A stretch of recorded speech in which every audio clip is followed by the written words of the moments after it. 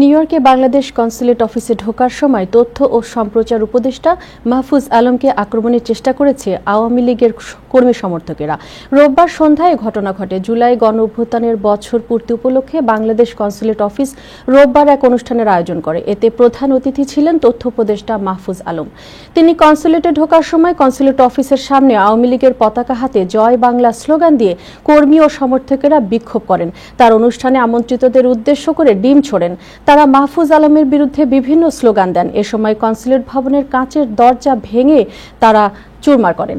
উদ্ভূত পরিস্থিতিতে পুলিশ ডাকা হলে এনওয়াইপিডি পরিস্থিতি নিয়ন্ত্রণে আনে এবং ঘটনাস্থল থেকে একজনকে আটক করে পরে ছেড়ে দেয়। কনস্যুলেটের অনুষ্ঠান শেষে রাত 12টার পর উপদেষ্টা মাহফুজ আলম কনস্যুলেট অফিস থেকে বের হয়ে যান।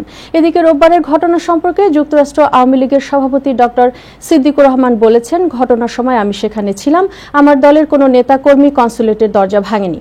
অপরদিকে কনস্যুলেটের পক্ষ থেকে আইনি ব্যবস্থা গ্রহণ করা হয়েছে বলে কনস্যুলেটের একজন কর্মকর্তা জানিয়েছেন।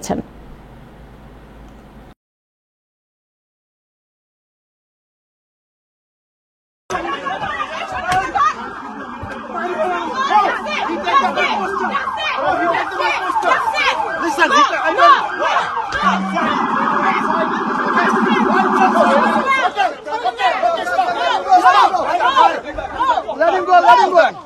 Let him go, let him go, let him go, let him go. Let him go. Back up. Back